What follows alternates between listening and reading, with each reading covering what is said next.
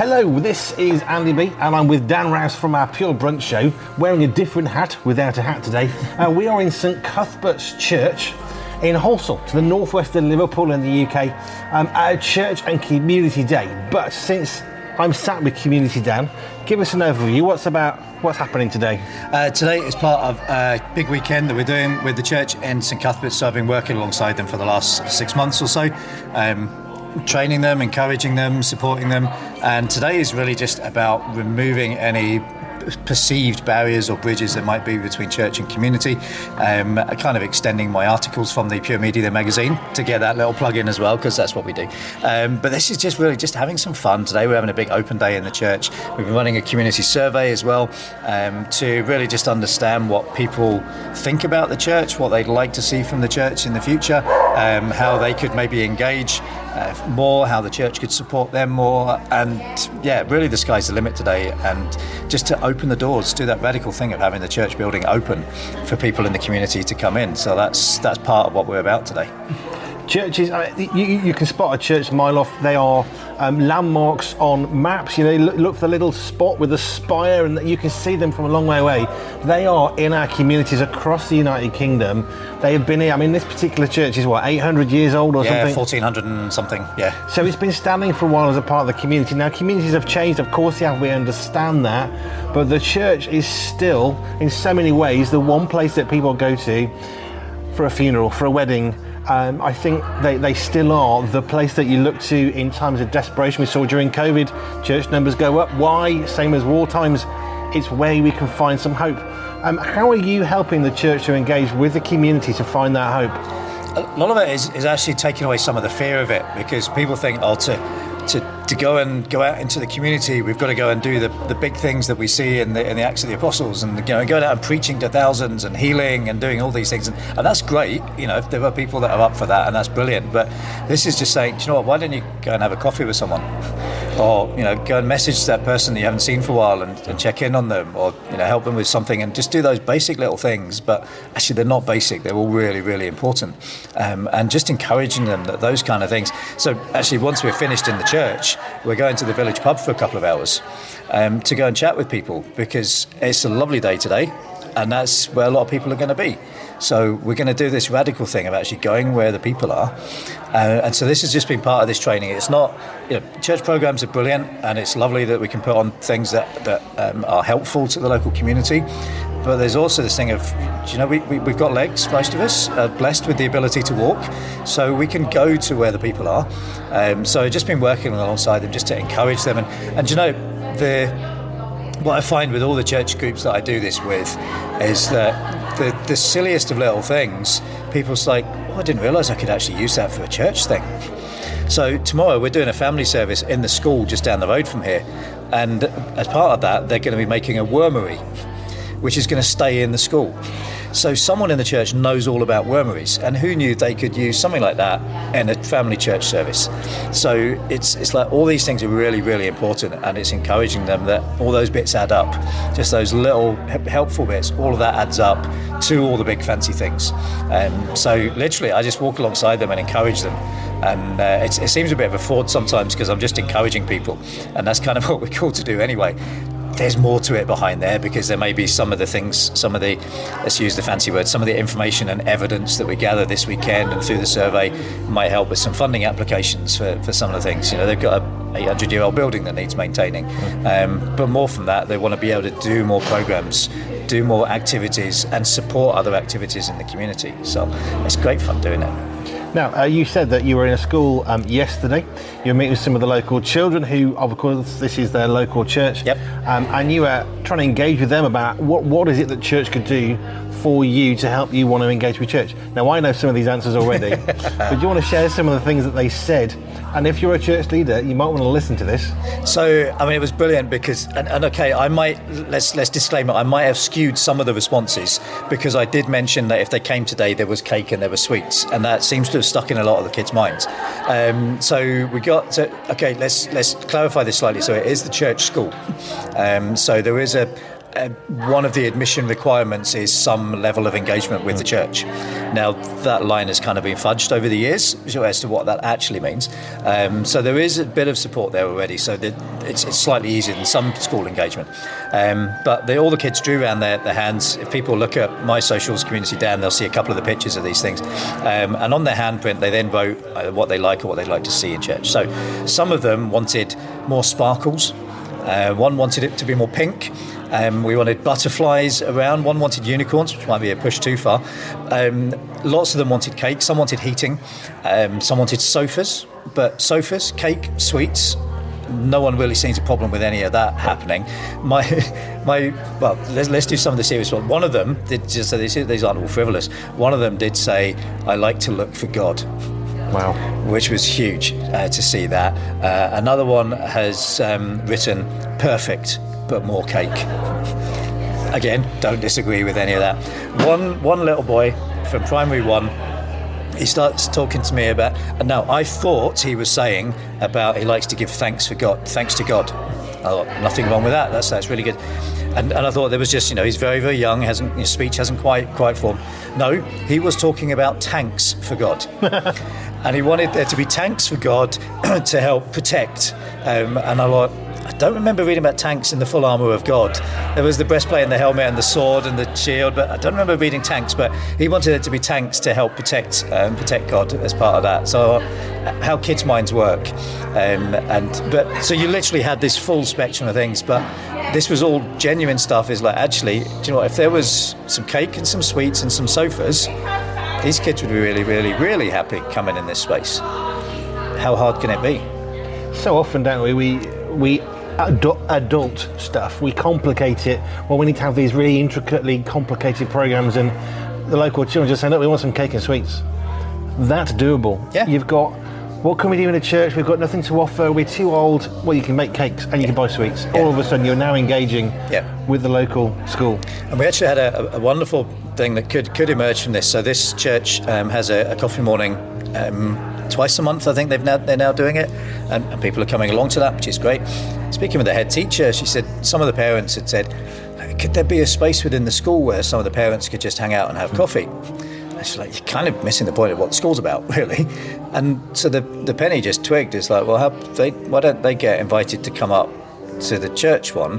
And maybe actually, if there's a volunteering issue, we just need one person to come and open the church, and the parents could then run the coffee morning in the church building. It's no rocket science, is it? No, but it can be quite scary, I guess, if you're not sure how do we engage, what have we got to do. Yep. And I think one of the realities that's coming out, especially from some of the Evangelical Alliance research, people have got a hunger for perhaps just spirituality, but I think it's more than that for many. It's actually hunger for God. Yep. It's a hunger for faith. It's a hunger for hope. And we, the church, we have the answer, but we shouldn't be afraid to say, we have the answer. Yeah, and one of the questions I always ask in these surveys when I do them in the communities is, would it be helpful if the church building was open more regularly?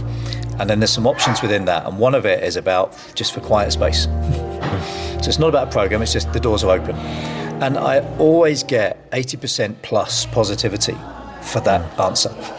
People say, actually, that would be really nice. And all that needs is someone to open the door. And the church building to be open, and people are looking for that. As you say, they're looking for something, but they don't quite know what it is they're looking for. But part of that they feel they can find through quiet reflection. And here's a space that can provide that quiet reflection. And okay, even if there's an issue getting the doors open, there's a churchyard here. Most churches have got churchyards around, which are very quiet, peaceful places. And in fact, in the churchyard here, there's a whole group called Bees and Butterflies group, which are putting some planting in to make the graveyards look. Because this is a historic graveyard, goes back. There's burials here back to the 1600s, but it's also still used as a burial ground now. So they are planting lots of plants that will attract nature, will attract bees and butterflies. So as you are coming to pay your respects to a loved one, there's nature all around you, and that's just a wonderful way to get people involved with these things. So it doesn't have to be all a full-on program. It doesn't. I mean, dare we say? Can we even say this? It doesn't necessarily even need to mention the Bible. But it's just about coming alongside people and knowing that you're vaguely normal, and this is a safe space. the questions and the conversations about faith can come, and there are ways of doing that in various different ways. They've got the 4 points things here, which is brilliant to link into. A very simple way into these conversations. You don't need to know very deep theology other than that God loves you, we've messed up, Jesus died for us, and it's our choice to do what's next. If you struggle with what comes next, then you can pass that on to somebody else for that conversation. But you started that journey, and that could all come from coming and planting some things to attract some wildlife. It's often so simple. You look at what Jesus did in the Bible, and he sometimes, yes, he would immediately heal someone, but also sometimes he would just talk to somebody and they would open up their life because he took the time to listen to them. And listening is something that we necessarily think of. We don't necessarily think of that as a good thing. We've got to talk to people and solve their problems, but in the mental health crisis, one of the most important things that we can do, any of us, not a church context, is just take the time to listen to somebody else, walk with them for a little while, not with an agenda, not to, if we listen to them, we'll get them to church. It's not about that. It's about actually just showing some compassion, taking a moment. We've got fragmented societies and families. Just ask somebody a question, but let them have the honour of sharing their story with you. Yeah, and I've had some wonderful conversations already this weekend with people, and I say conversations, I've just let them talk, and they've shared some very personal things about their walk of faith or what that's looked like, and all it started from is, how you doing today, or if you filled in our survey, or what's this about, or what are people saying, and it's just sparked something within them that's released whatever it is. And I have the privilege of being able to preach during the church service tomorrow, which won't be tomorrow when you hear this, but you can look back on my socials because the recording of that will be on there, and it's just a short space for that message. But part of the given readings for this Sunday touches on the restoration of Peter. And so I've kind of picked up on a lot of Peter's journey, which is a very up and down journey, shall we say. And this guy was all in, and then he completely messed up. And then he was all in again, and then he messed up again. And, what an analogy for most of our lives, when literally we will be there at the forefront of ministry, and then the next minute we've completely messed up again. But there's always a way back.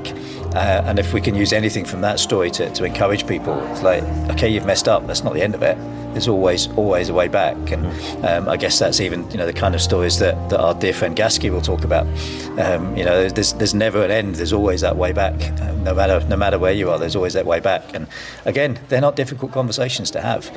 And that's why I absolutely love what I do. It genuinely is a privilege just to come along and hear some of these stories, and as part of that to start reframing something to help the church to be relevant again in those communities. I love the fact that the church is open. A cool space is another. We think about it's going to cost money. Well, a warm space might cost you some money. You put the heating on. It's very hot outside today. Inside the church is very cool. Well, a cool space is free. Yep. You just need to open the door. There are some wonderfully simple things that we can do. Obviously, you're coming along and you're looking into the church, slightly aside and saying, look, you've got this, you've got that. Let me introduce you to this person. Look at that. But actually, I think sometimes, in a sense, we do need that external input of somebody who can come along who isn't so precious about, well, that person can't have that conversation because you don't know about that. You're not going to offend anybody. You say, look, have a think about this, and it can spark that excitement of conversation. Yeah, I'm happy to come in and ask those silly boy questions and be that person that just makes a mess up of something, but actually it might spark something else within someone else.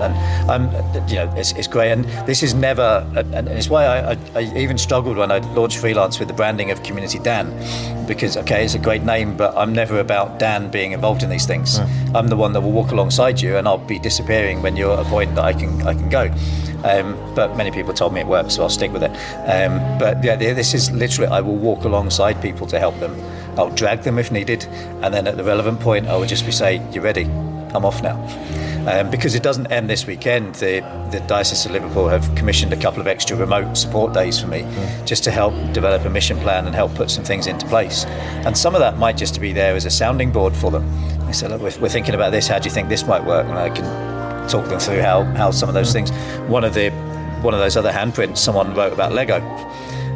So I said, look, I know some other churches that do Lego clubs, and it's not a drop your kids off, you have to stay with your kids. So whilst the kids are making Lego, you talk to the parents, and they are fantastic things. Straight away the minister's like, well, actually, we've got that room that we could do that, and we could do that as an after-school type thing, and that would help out those where maybe the grandparents are picking up the kids because the parents are working, and we could provide that space. And simply, that costs nothing apart from you put a message out, you'll get donations of Lego straight off. And then suddenly you provided that space where it might be cake and sweets again. There's a theme developing, but you could come into church and make things out of Lego.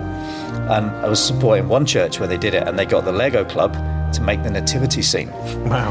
And it was the most messed up nativity scene. You know, the stable made out of Duplo. Mary was too big to fit in the stable. The wise men were tiny, but to be fair, they came 2 years later, so they're very far away, which is why they're so tiny. But that sat there as the church's nativity scene that year, made from this Lego club. So, you know, there's an instant connection to something. So, you know, we've got an outcome which we can tick a box already. We've got an outcome of something that might happen. So they'll message and just say, well, how can we make this happen? How can we do this? And I'll talk them through that. And instantly we could have some more families coming into the church, and we provide a future for the worshipping communities because the younger generation are interested again. Fantastic. If someone here watches this and wants to engage you to get some help, how do they get hold of you? They get hold of me at communitydan.co.uk. or find me on various socials. Just look for Community Dan and you'll find me there. Or join me on a Tuesday morning on Pure Brunch and I'll probably talk about it. Or read my column in Pure Media, the magazine. Do you want me to plug any other things as well? No, that's fine. That's well plugged. Pure247radio.org. Right, thank you, Dan. We will go and find some more people to speak to. Thank you. Excellent, thank you. The June issue of Pure Media, the magazine, comes out on Friday the 7th of June, with a whole host of international writers speaking on life, faith, sports, technology, joy and more from our family to yours. In the June edition, we shine the spotlight on Sherry Seligson, a marine biologist from Florida, and Chris Kerr, who helps us focus and celebrate on dads. Sign up today and enjoy all of this and more at www.puremediathemagazine.com.